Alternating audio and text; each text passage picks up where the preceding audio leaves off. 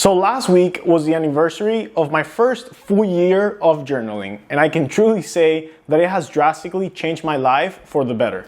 I did a video a few months ago where I talk about the ways to start journaling because I feel like a lot of people never get to it because they simply don't know how to start.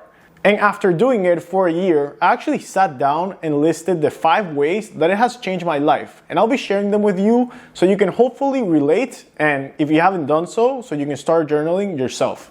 And what I did is that I listed them from the most superficial and kind of obvious to the ones that are a little deeper and personal to me. So the first one is memories, obviously. Fun facts about myself: I'm not the best one when it comes to playing sports. I'm not the best one when it comes to directions.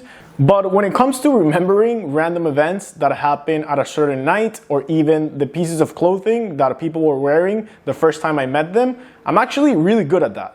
Having said that, with journaling, it amazes me that when I sit down once a week, because I journal on Sunday nights, I'll look over the previous page from what I wrote the previous week, and there'll be a bunch of things that I didn't remember. So think about that. Think about being able to connect with things that you did a week ago, a month ago, or even a year ago that you don't remember. For example, if I grab my journal and I go to, let's say, September of last year. Blah, blah, blah. All right, so one thing that I wrote down is I had a follow-up conversation at work regarding my salary increase. It was pretty heated, but it was pretty positive. I didn't remember that I did that back in September, or at least I didn't remember how I felt. But it helps me because now I kind of have a little point of view of how I felt during that time, thanks that I wrote it down. And specifically to this thing, it also helps me to prepare for my next salary negotiation that is probably coming up. Now, the next one kind of goes in line with that, and it is accountability and progress. If you journal consistently during the same time frame, my example is Sunday nights, you can also keep track of how you are doing when it comes to a goal that you've been trying to accomplish. Obviously, you can do this by writing in your mirror, you can do this by having an app, but if you have a few points that you write down every single week, you can kind of see the progress that you make and you can hold yourself accountable.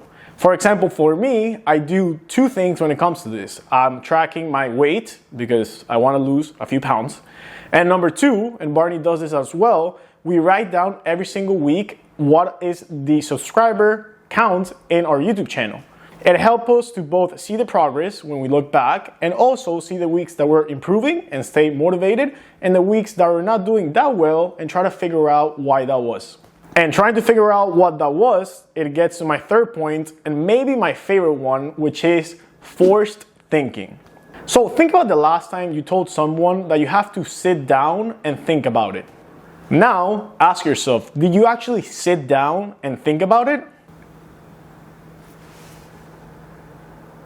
No, the reality is that no one really does that. When we think about things, it's usually when we are in the gym, or when we are running, or even when we're cleaning our apartment and doing other menial tasks. The thing is that even though those are great places of thinking and you do come up with some great self-introspection during those times, at least in my opinion, when you're at the gym, you have people around you and you're listening to music. When you're cleaning your apartment, you are doing other things. When you sit down and you journal, there's only one thing happening, and it's you, a pencil or a pen, and a piece of paper, and you have to really do introspection to figure out the thoughts or the issues that you're going through. I don't even think Plato's or Socrates or all these big philosophers sat down to think, even though they're considered the great thinkers.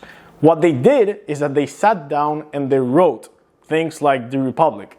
So I think that journaling is great because it forces you to sit down and actually think about it by writing the things that you're trying to figure out. And I can't go through journaling without mentioning the great book Green Lights by Matthew McConaughey, which is the reason why Barney, the co-host of the channel, started journaling, and then myself. And he says that every single time he writes down a journal, and we do the same, he draws a little traffic light.